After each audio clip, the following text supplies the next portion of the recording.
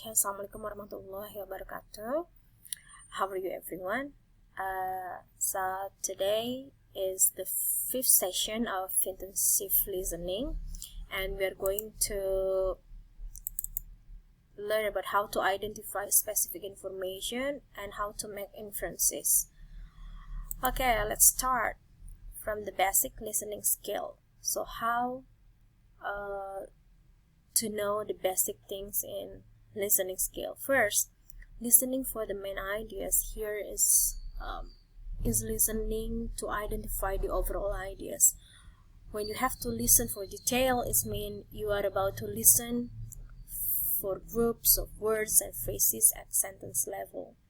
Listening for specific information is to listen for particular information at word level, and inferring meaning is to listen to identify what speakers actually mean. Making inferences. Well, some ideas are not stated directly. Well, during the conversation or the talk, so the speaker are not really, talking directly, stated directly towards that during the conversation. I mean, they are not talking directly, they are not stated directly during the conversation, they are implied. So we as a listener, we need to make inferences. Make inferences show listeners' understanding, by paying attention to the context and clues. Listeners connect information mentioned by the speakers. So if we understand the context, if we know some clues, so I can make sure that you know how to make the inferences. At least there are 5 steps to make an inference. The easy step how to make an inference. First thing is identify an inference question. So you have to identify an inference questions by getting familiar with the questions given during the listening activity. Okay, for example, according to the passage, we reasonably infer that, or based on the passage, it could be suggested that, alright, something like that. Trust the passage here means you are certain you have an inference question on your hands, and you know exactly what an inference is. You will need to let go of your prejudice and prior knowledge and use the passage to prove that the inference you select is the correct one. Hunt for clues here means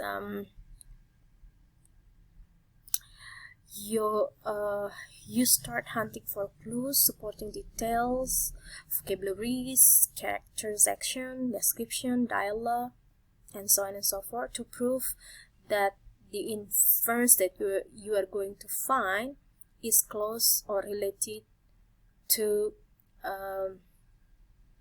some option listed, provided in a task. What about the narrow down the choice? This is the next step.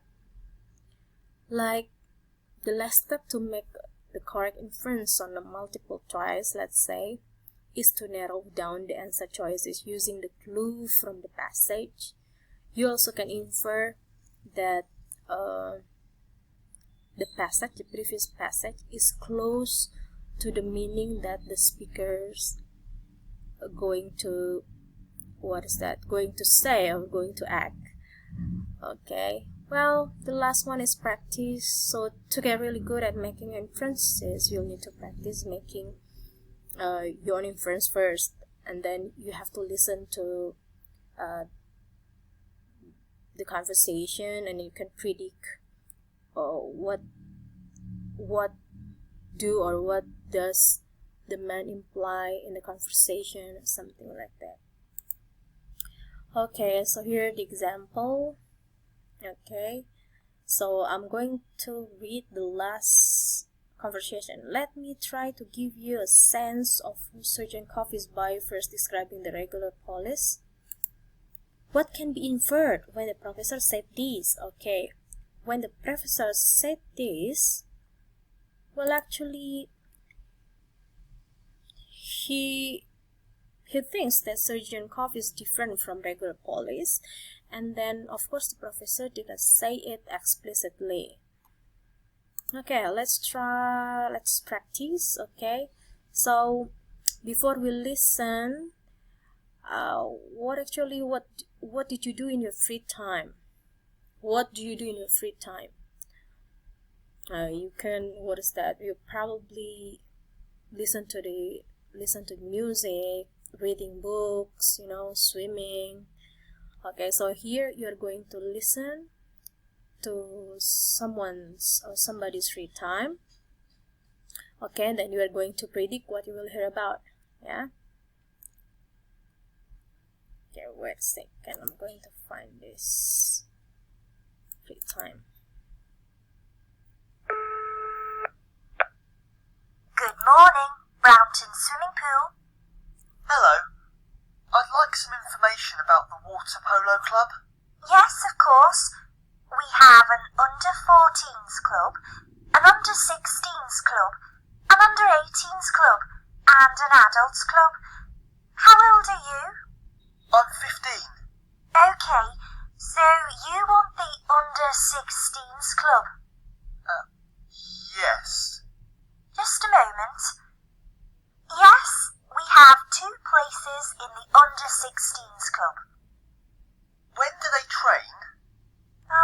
Let's see. The under-16s train 2 evenings a week. On Mondays, no, sorry, on Tuesdays and Thursdays from 6:30 to 8 p.m. And matches are on Saturday mornings. When does the training start? Training starts next week on September the 2nd. Okay. And how much are the classes? Classes are free for under-18s. Oh, great. What do I have to do to join? You have to come to the swimming pool and complete a form. You need to bring a photograph too. Okay. Can I take your name? Yes, it's Tyrone Williams. Okay, thanks Tyrone. Thanks. Bye. This recording was brought to you by the British Council. Okay. To find others like it, visit www.britishcouncil.org/learn-English-teens. Okay, so you just listen to the conversation between Tyro and then between Tyra and the swimming club, right? So here, actually, when Tyro got a news that he will get free class because his age under 18, so he said, really? That sounds good. So what can you infer then? Well, Tyro is very excited, right? He's happy because the class will be free. He doesn't have to spend much money, you know, to join with the club. Alright, so please keep practicing. There are some exercises they have to do in the assignment section. That's all for today. Thank you very much. Wassalamualaikum warahmatullahi wabarakatuh.